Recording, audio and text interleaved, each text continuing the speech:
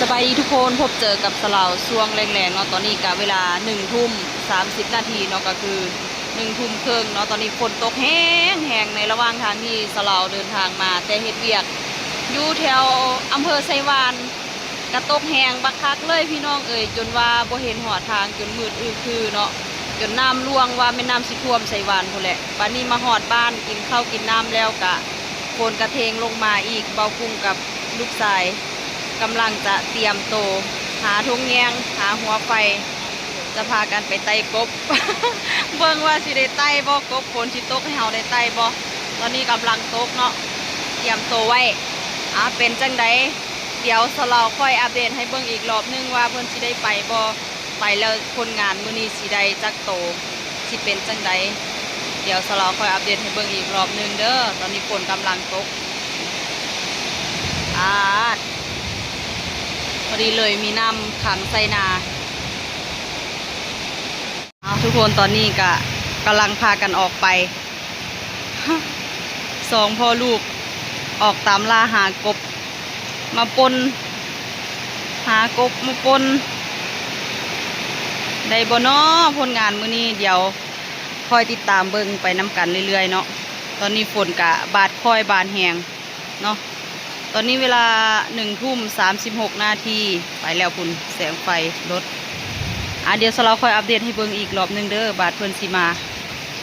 ทุกคนตอนนี้เวลา1 ทุ่ม 55 นาทีเนาะจะ2 ทุ่มแล้วพ่อลูกไปโดนแล้วเนาะเราสินั่งท่าอยู่หน้าบ้านนี่แหละถ้าพ่อลูกเพิ่นออกไปหายาหากินเนาะหายาหากินตามธรรมชาติเนาะธรรมชาติบ้านเฮาอีสานบ้านเฮานี่คันฝนตกมาในยามฝนนี่บ่อึดแต่แนวกินพี่น้องเอ้ยบ่อึดเนาะบ่ว่าจะเป็นหน่อไม้จะเป็นเฮ็ดตามฤดูกาลเนาะแล้วก็กุ้งหอยปูปลายามฝนตกแบบนี้ก็ไปไต่เขียดไต่กบเนาะเข้าป่าก็ได้เฮ็ดได้หน่อไม้จังซี่นะโอ้สะดวกสบายอุดมสมบูรณ์ยามฝนแบบนี้บ่อึดแต่แนวกินคันเฮาบ่ขี้คร้านเนาะปาดฟ้าเรือมทุกคนเดี๋ยวเรานั่งท่าอยู่นี่จนกว่าพ่อลูกสิมาแล้วจะอัปเดตให้ทุกคนได้เบิ่งเด้อฝนกะเดียวตกเดียวหยุดเดียวหยุดเดียวตกเนาะตกเรื่อยๆพี่น้องเป็นจังใดเดี๋ยวค่อยพาไปเบิ่งผลงานสองพ่อลูกน้ำกันหาอยากหากินตามธรรมชาติอีหลีเนาะทุกคนตอนนี้เวลา2 ทุ่มครึ่งเนาะ2 ทุ่ม 30 นาทีปูก็นอนบ่ได้แล้วพี่น้องพอปูก็นอนบ่หลับแล้วบัดนี้เห็นเอาทุ่งแยงใส่เบาะรถนั่นนะเกี่ยมไฟมองตอนนี้ฝนก็อยากเอื้อนแล้วแหละนะฝนเศร้าแล้วเอา เอาไปบัดนี้ปูก็นอนบ่ได้พี่น้องเอ้ยนั่นเพิ่นสิไปหาไต่กบทางโนนหัวสร้างพี่น้องส่วนพ่อลูกชายกับหลานเพิ่นก็ไปทางคำมั่มพ่อก็ไปทางโนนหัวสร้างมีแยกทางกันไปว่าแต่ฝนตกนี่โอ้ยคนเฒ่าคนแก่ก็นอนบ่หลับนอนบ่ได้คือกันละเพราะว่าเพิ่นเคยไปหายากหากินเนาะ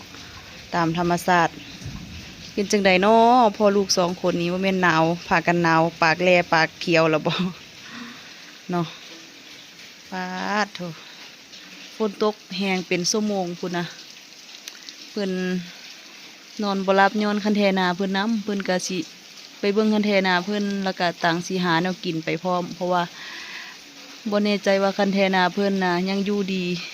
มีสุขอยู่บ่ หรือว่าไหลไปกับน้ำแล้วเพราะว่าตกแห้งเติบอยู่เด้แห้งคักแห้งแน่นี่ล่ะบ่แม่นแห้งเติบเป็นจังใดเดี๋ยวสลอคอยอัปเดตให้เบิ่งอีกเทื่อนึงว่าระหว่างพ่อปู่กับลูกสายกับหลานสายผู้ใดสิได้หลายกว่ากันผู้ใดสิได้ผลงานหลายกว่ากันเนาะเดี๋ยว ได้คือสิวางสัตว์ใส่เบิ่งดูผลงานโอ้หนาวบ่จักโตหนาวเบิ่ง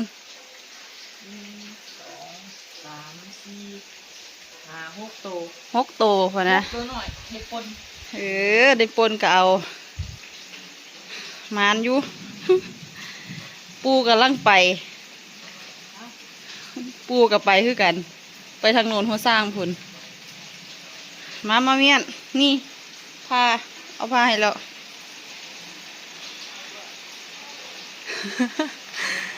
โอ้ยไปเป็นชั่วโมงเลยโกม6 ตัวเป็นจังไดล่ะน้ำนะคันเทนาอยู่ดีอยู่บ่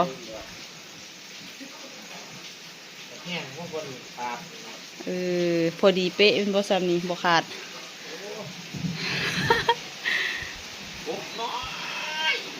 ลูกกบเนาะซ้ำนี่ละพอดีปนทั้งกระดูกทั้งเบดสุอยาง ไปค้างไว้น้ำพ่อแม่กบพุ่นละอีพ่อก็ออกไปว่าหั่นละไปโน่นหัวสร้างไปเบื้องน้ำพร้อมแล้วก็เอาทุกแง่งไปนำไปโอ้อาบน้ำหักกันแล้วตอนนี้กาเวลา20:44 นาทีคนสิมาอีกแล้วรอบนึงนั่นกำลังลงมาเดี๋ยวถ้าเบิ้งผลงานปูก่อนว่าเป็นจังได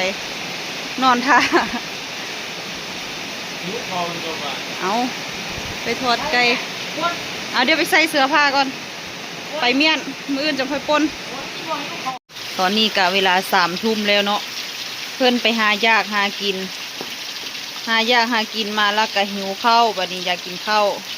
ไปไต่กบแต่ว่ากินไก่ ทอดน้องไก่พี่น้องทอดน้องไก่ให้พ่อลูกกินไปหาไต่กบเมื่อยแหงได้กบ6 ตัว 7 ตัวแต่ว่าอยากกินข้าวคักเลย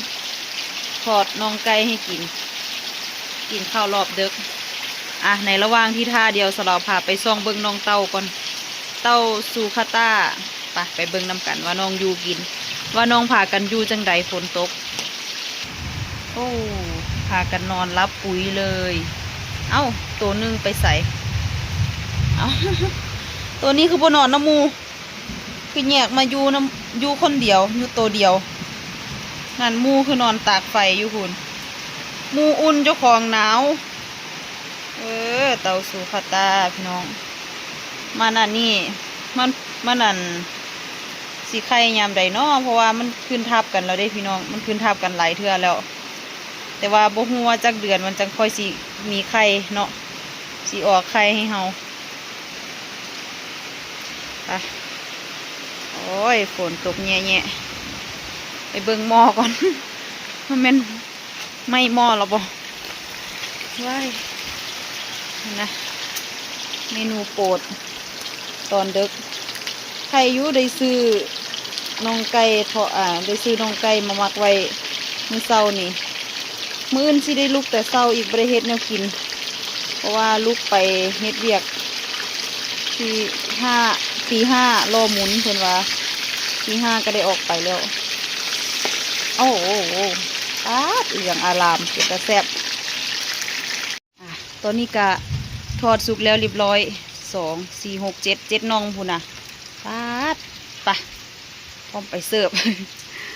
ตอนนี้คงสิหิวข้าวแห้งแล้วแหละข้าวกินข้าวเย็น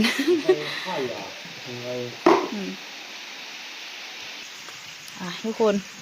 ทอดแล้วก็ไปเสิร์ฟให้กินแล้วก็บ่รบกวนเพื่อนให้เพื่อนกินข้าว ก็พามาเบิ่งเต่าอีกรอบนึงเนาะอันนี้เอามาเป็นพ่อพันธุ์แม่พันธุ์เนาะตอนนี้ก็เวลา3:14 นาทีให้เพื่อนกิน